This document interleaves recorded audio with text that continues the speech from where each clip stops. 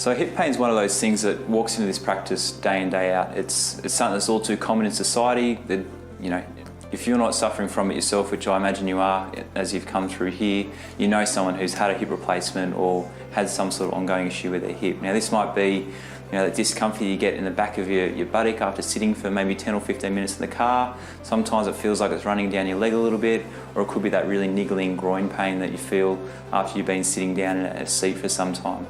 Now there's all sorts of different reasons for hip pain. Sometimes it's not even the hip, the pain just feels like it's there and it's coming from somewhere else. But the first thing that we need to do is find out what it is.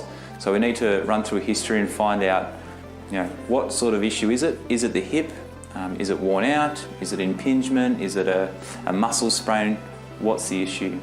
Now from there we can usually figure out whether or not it's something that we can help with.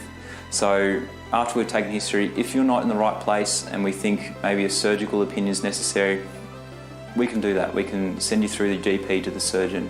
If it is something that looks like it can be managed by us, we're going to run through a thorough exam with you. Now that would involve, first of all, a thorough examination involving orthopaedic tests, so checking how that joint moves, check the muscles around it, the ligaments that hold that in, check if it's a referred pain because it could be coming from your low back.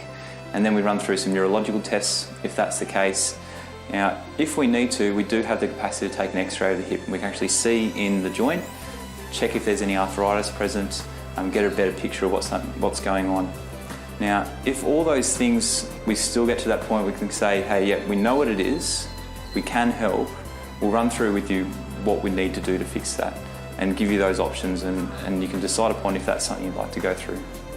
Those people that we see that suffer from hip pain, you know, they're complaining of things like, you know, I can't put my shoes on in the morning, I can't reach down far enough to get my foot up, I can't wash my legs in the shower, when I get in the car I can barely get out.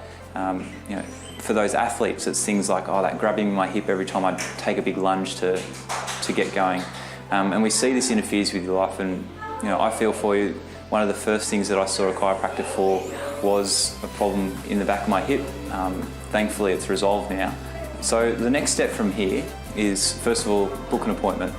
We'll be able to find a time for you, we'll be able to sit down, figure out first of all what's wrong, if we can help, what do we need to do to get you better, and then find out how long it's going to take to get better, and then ultimately prevent it from coming back.